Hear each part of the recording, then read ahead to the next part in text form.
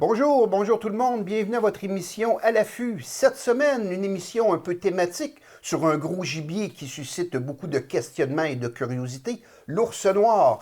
D'ailleurs, en reportage, M. René Demers, accompagné de Pierre-Yves Collin, vont fabriquer une installation pour attraper au sol l'ours noir. Et, pour m'accompagner dans cette aventure, qui de mieux que M. Vincent Cloutier lui-même. Salut Vincent. Salut Sylvain. Qu'est-ce que tu nous réserves pour cette émission? On va parler de treuil mécanique pour nous aider à sortir un orignal. Ah, ça c'est merveilleux. Fini de forcer après ça. Fini de Maintenant, forcer. la technologie est à nos portes. Ouais. Je suis content que tu sois là parce que tant qu'à parler de gros gibier, quelquefois le gros gibier que l'on parle, il peut quand même devenir assez lourd puis assez difficile à sortir du bois. On parle de l'ours noir. Ouais. J'aime beaucoup chasser cet animal-là. Moi aussi. C'est un animal qui a deux statuts au Québec. D'ailleurs, notre reportage va le démontrer. On peut le trapper pour sa fourrure, mais également, il a le statut de gros gibier. On peut le chasser. Ouais. Au printemps, entre le 15 de mai et le 30 de juin Oui. principalement, les gens aiment bien chasser l'ours noir parce que la température est clémente. Si ça ne serait pas des mouches, ça serait merveilleux. Justement, je suis content que tu abordes le sujet, Vincent, parce qu'au niveau des mouches, il y a quelques petits accessoires qui peuvent rendre la vie plus facile aux chasseurs. Évidemment, le fameux moustiquaire, hein? Le fameux moustiquaire qu'on se met sur la tête pour éviter justement que les moustiques, les mouches noires viennent bourdonner dans notre cou puis qu'on ait les oreilles en chou-fleur, comme on dit. Lorsqu'on le magasine, soyez vigilants à la grandeur de la mèche du moustiquaire. Parce que quelquefois, il y a certains endroits où il y a des petits brûlots qui sont capables de passer à travers les mailles, puis à ce moment-là, malgré qu'on a un filet, on se fait dévorer. Ce que j'ai découvert, moi, par exemple, depuis quelques années, c'est véritablement l'ensemble intégral. La veste complète. La veste complète. Donc, ça couvre tout le corps et on a une fermeture éclair qui fait en sorte qu'on est capable d'avoir un genre de capuchon fermé étanche. Regarde comment c'est fin comme moustiquaire. Les brûlots ne passent pas au travers et les poignets sont quand même fermés pour éviter que les insectes rentrent à l'intérieur des manches. Et il y a un cordon à la taille également qui vient se serrer, évitant les mouches de pénétrer par l'intérieur. Depuis que j'ai connu ce vêtement-là, Vincent, on est en mesure de chasser sans trop bouger, parce que l'ours est très méfiant, donc il faut éviter les mouvements brusques. Ça nous permet d'être assis, statique, sans trop gesticuler comme un fou, parce qu'on se fait manger par les mouches. C'est l'inconvénient au printemps. Moi, j'en ai un. Qu'est-ce que je fais souvent? Je mets un chapeau, quand même, à l'intérieur de mon filet qui me dégage les oreilles. Oui. Je suis sûr qu'ils ne me piqueront pas au travers du filet sur mes petites oreilles. Et un petit détail supplémentaire, on a dit que le poignet était fermé par une bande élastique évitant l'insecte, mais protégez-vous les mains également, parce que les mains là, sont très vulnérables aux insectes. On vire fou à force qu'on a des insectes sur les mains. Et si vous mettez un petit gant de lainage, le moustique est capable de passer à travers les mailles. Donc ici, une paire de gants et un moustiquaire. Mais si vous voulez pousser un petit peu plus loin, parce qu'il faut s'entendre, l'ours est un animal méfiant, un odorat plus développé qu'un chien domestique, par exemple, très à l'affût, pour ne pas faire de jeu de mots. Si on prend des lotions anti-moustiques, par exemple, parfumées, il y a des chances de sentir notre présence. Depuis quelques années, un petit appareil qui marche de façon à envoyer une genre de fumée pratiquement inodore, qui est très, très utile, par exemple, si on chasse dans une tente ou si on chasse, par exemple, sur un affût surélevé. C'est une petite plaquette insectifuge qu'on insère à l'intérieur de l'appareil et grâce à une petite bonbonne de butane, c'est une micro-flamme qui va faire une émanation de fumée insectifuge qui fait en sorte que les insectes sont repoussés par notre appareil dans un rayon quand même de quelques mètres. Oui. C'est très efficace. Super efficace. On s'en passe plus pour la chasse à l'ours. On s'en passe plus pour la chasse à l'ours. Moi, mais ça, un dossier que j'aimerais parler avec toi, c'est que pour les jeunes qui nous écoutent et qui voudraient, par exemple, faire carrière dans le domaine faunique, je trouve que guider à l'ours est une très belle porte d'entrée, par exemple, pour acquérir de l'expérience pour la chasse au gros gibier. Oui. La facilité de l'apportage et il n'y en a pas partout au Québec. Puis c'est plus facile de guider pour un une chasse à l'ours, parce que les gens ne cherchent pas nécessairement les grosses cornes. Un panache. Un panache, comme un chevreuil, un orignal. Oui, ils veulent tous avoir un bel ours, Ouais. mais c'est très dur d'évaluer la grosseur d'un ours. En La effet. plupart du temps, aux appâts, on récolte des ours à peu près de 150 livres en moyenne. Ouais, c'est vraiment la moyenne. Les 2 spécimens que j'ai chassés, c'est ce qu'on a ici. On a 160, 140. Ils ont des très beaux poils. Ouais. C'est pour ça que je les ai conservés. Et des ours de 250, 300 livres, ça fait partie de l'exception. Oui. Mais je trouve que c'est une très belle chasse pour s'initier, prendre de l'expérience, et ensuite de ça, on gravit les échelons. Oui. Tant qu'à parler de l'ours, on rejoint René Demers et Pierre-Yves Collin qui nous indiquent un peu comment bien attraper un ours comme animal à fourrure.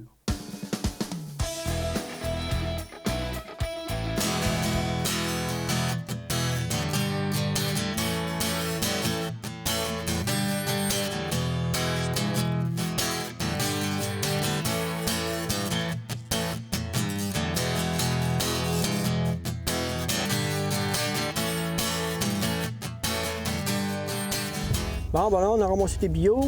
C'est avec mon ami Pierre-Yves.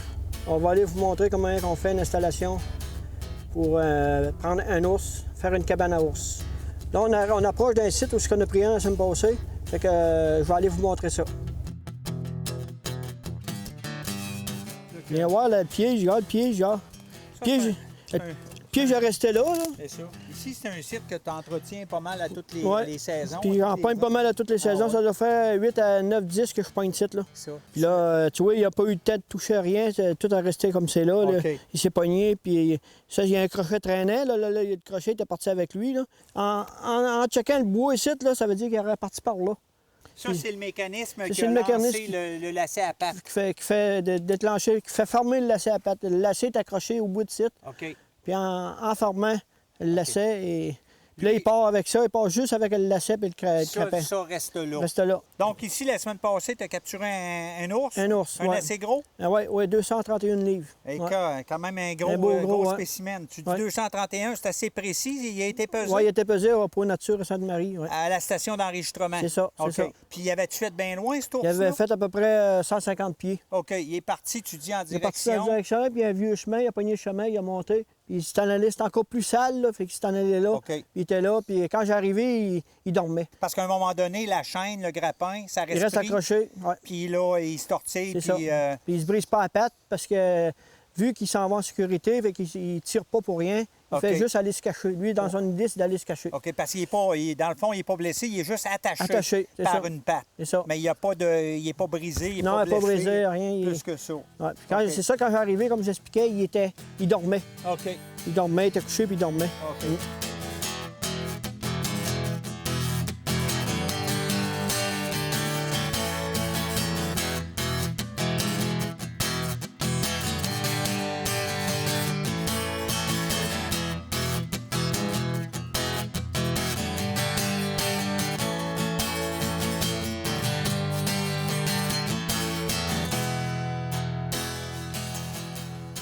Hey Pierre-Yves, j'ai envie de faire ça ici.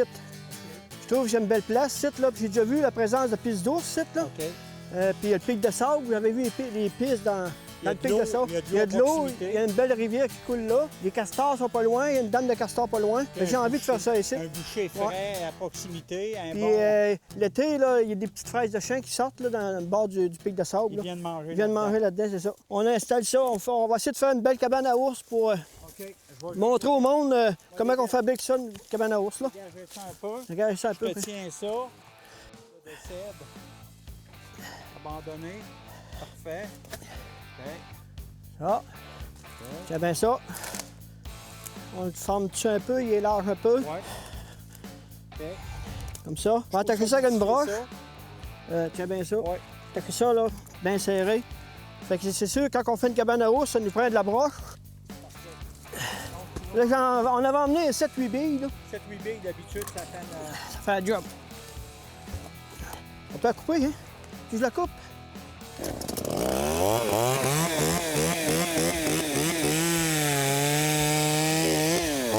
Fait que bon, vas-y Pierre-Yves, il y a des branches, mets-en en masse en arrière pour boucher pour pas qu'il rentre par en arrière.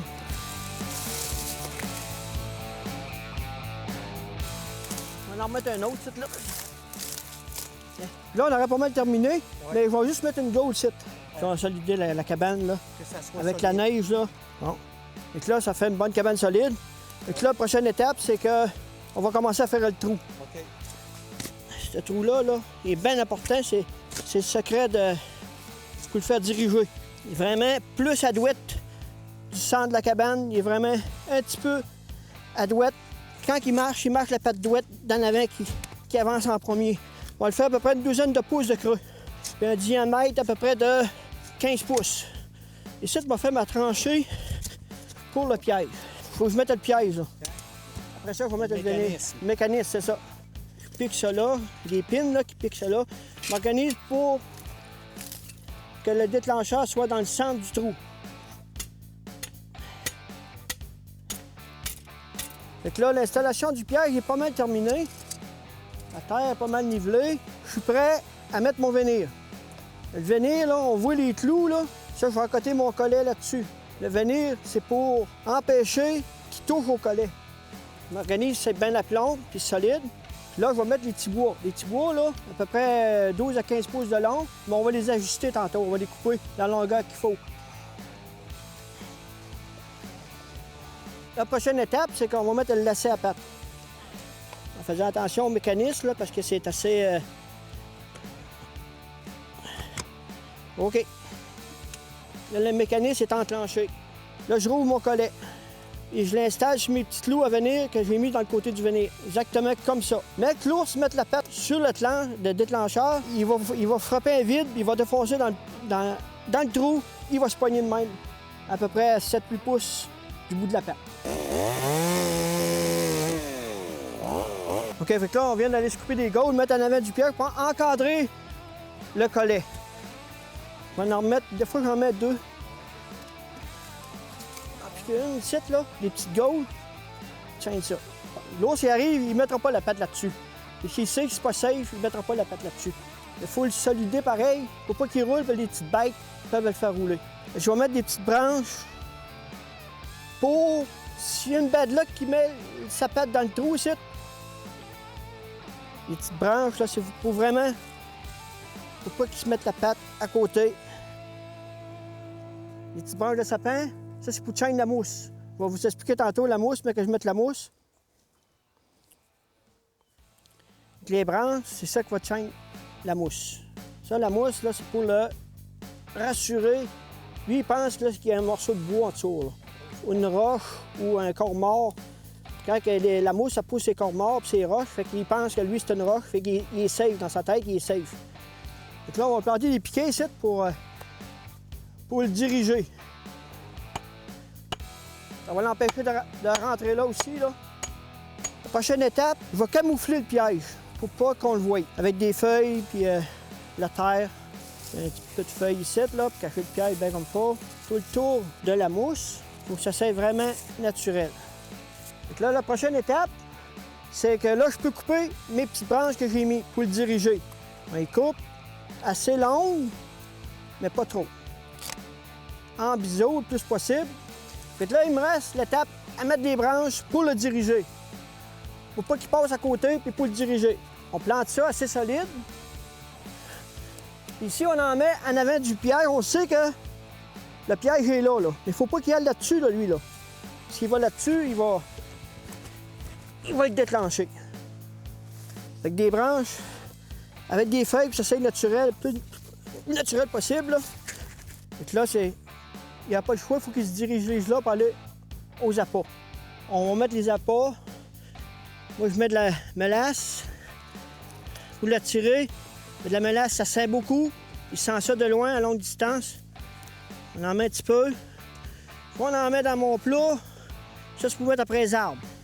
On met ça après les arbres en hauteur pour que le vent apporte l'odeur le plus loin possible. On en met un petit peu de mélasse dans le fond. La graisse de frites.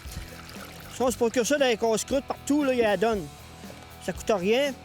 Puis quand l'ours goûte à ça, là, c'est vraiment... c'est magique. Je vais en mettre un petit peu de la graisse de frites à l'entrée ici, parce que ça va le sécuriser. Il va sentir ça, il va y goûter, il va peut-être creuser, Et puis les petits mammifères, les ratons laveurs, les porc-épics, ils vont se graisser les pattes là-dedans. Ils vont se graisser les pattes dans la graisse de frites. Ils vont partir, ils vont laisser l'odeur que l'ours peut prendre. L'ours va prendre l'odeur du raton laveur qui est marqué dans la graisse de frites. Il va se diriger vers ici. La graisse de frites, je la mets dans le fond, dans la canisse. Vous voyez, la canisse est pleine. Et je l'ai mis à douette. Lui, il va vouloir, il sait que c'est que ça goûte, il va vouloir l'arracher. Il va l'arracher. Un plus à douette, la canisse, il va mettre la patte dessus. C'est une autre petite manière de le tenir vers la douette. Lui, il va partir avec la canisse.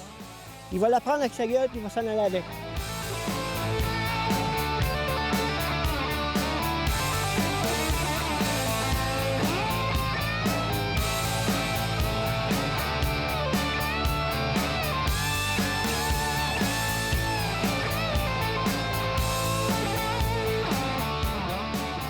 Bon, ben, la caméra de surveillance est installée. OK.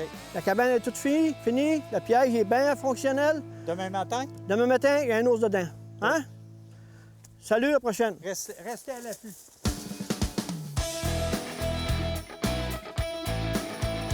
Excellent reportage. On parlait justement de l'ours, la possibilité de le chasser.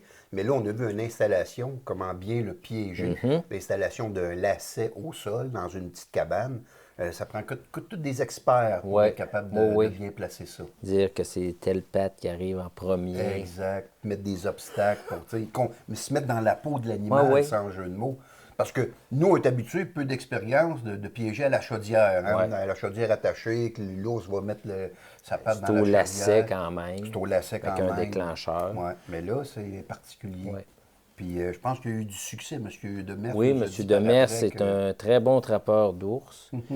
Moi, commencer à attraper l'ours, j'utiliserais mes caméras cellulaires. C'est un excellent point, justement, parce que la caméra t'indique si tu as eu du succès, puis tu peux te déplacer à ce moment-là. Au bon moment, pas y aller pour rien, pas laisser l'ours couple de jours pour rien au piège. Un bel exemple, ça, de la technologie qui peut nous rendre de fiers services. On parle de gros gibier, Vincent. Tu nous as amené quand même un dispositif ici qui fait en sorte qu'on finit notre chasse à l'orignal pour on a pas mal partout. Non, puis des fois, on ne peut pas se rendre sur les lieux, surtout quand on le tire à l'arc. L'orignal part à la course, on le tire à carabine à des longues portées, part à la course, va à des places que le pick-up ne se rend pas. Non. Le 4 roues ne se rend pas. Le 4 roues ne se rend pas. Donc, il faut sortir notre gibier. Puis, présentement, il y a une mode au Québec, depuis plusieurs années, on le sort au complet. Et ouais, c'est plus spectaculaire. Il faut qu'il soit rond. On les sort plus en quartier comme autrefois, on les sort rond. Fait que pour s'aider pour ça, il y a un treuil mécanique. Ça peut tirer un poids énorme. C'est vraiment un moteur qui est décommandé. On va dire, la poulie va forcer, mais ça ne sera pas une très grande vitesse. Là. OK, c'est cette grande poulie-là qui va virer bien tranquillement pour justement tirer ton orignal. Oui. La façon de s'installer, on a vraiment une méga courroie qu'on met autour d'un arbre. Un bon arbre. OK, ben oui, ça prend quand même. Hey, c'est solide. C'est solide. On a des très, très gros crochets. Et tu attaches ton treuil portable après ton élingue autour d'un arbre solide. Oui. OK. On n'est pas obligé de tenir ça dans nos mains, puis c'est l'arbre qui va faire, on va dire, le travail de retenir notre machine et notre corde, que, on va dire, il y en a différentes longueurs. Plus qu'elle est longue, ben, on va aller chercher plus loin. Moins longue, ben, on va aller chercher moins loin notre gibier. Mais pour qu'on ait quand même de la force avec notre moteur, notre corde, il faut quand même qu'elle fasse un bon 3 tours. Après la poulie. Après la poulie du centre. Ça marche. Si on a un orignal vraiment énorme, on a déjà essayé 3 tours et ça glissait quand même. OK. Il a fallu faire un 4e tour pour pouvoir sortir notre orignal. Aussi, on serait pris avec notre gros pick-up et qu'on voudrait utiliser ça, on peut l'utiliser quand même. Ça sort notre camionnette du fossé. Donc, lorsque notre gibier est accroché, notre moteur va tourner, et on a juste à y mettre une pression dessus pour être sûr qu'il n'y ait pas de, on va dire, que la corde puisse mordre après la poulie pour avoir une traction. Il faut qu'il y ait quand même une traction. Il ne faut pas que ça vienne, on va dire le terme lousse. Il faut que ça embarque une corde une par-dessus l'autre. Puis là, on vient d'avoir un sérieux problème. Mais dis-moi, Vincent, tout ça, c'est bien beau. Je comprends très bien le principe. Mais j'imagine un orignal de 30-40 pouces de panache dans le bois rangé de même. Comment tu fais pour pas qu'il accroche partout? Bon,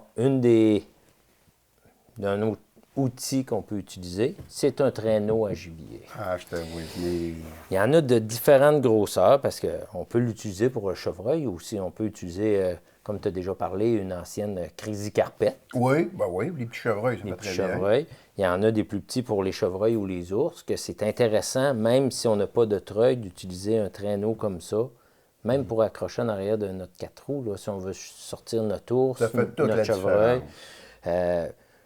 Notre poêle, elle ne se ramasse pas plein de roches, la viande pareil. Fait que ça protège vraiment notre gibier. La façon que ça fonctionne, c'est vraiment, on va dire, on fait un saucisson avec notre orignal. C'est pour ça qu'il y a des trous là, tout autour. Oui. Là. Parce qu'on enveloppe notre gibier. On enveloppe notre gibier et en avant, ça fait vraiment un pointu pour pouvoir passer partout. Et il y a un trou qu'on passe la corde qu'on va s'accrocher, pas après notre traîneau, après notre orignal. Oui, parce que lui, il est attaché après le traîneau, fait que tout suit finalement. Tout suit. Fait que ça nous aide à sortir un gros gibier en sécurité. Puis, on parle quand même d'un outil relativement dispendieux. Oui. Moi, en tout cas, je connais des gens qui se sont mis en groupe pour en acheter un. Et ainsi pouvoir le traîner dans toutes leurs expéditions de chasse. Et puis, il y en a quand même qui recherchent ça en location. Ils vont d'une CEPAC à quelque part pour pouvoir chasser. Ils en louent un pour une semaine. Très intéressant. Tu es toujours à la fine pointe pour nous informer des différents produits existants, nous rendant la vie plus facile à la chasse. Et Dieu sait qu'un orignal, c'est très, très lourd à sortir. Merci beaucoup, Vincent. Merci beaucoup. Eh bien oui, malheureusement, c'est déjà tout pour nous cette semaine. J'espère que cette émission thématique sur l'ours noir vous a plu. Un grand merci à René Demers et Pierre-Yves Collin pour leur technique de piégeage de l'ours. Nous, on se donne rendez-vous sur notre groupe Facebook, À l'affût série télé, et à la semaine prochaine pour un autre À l'affût.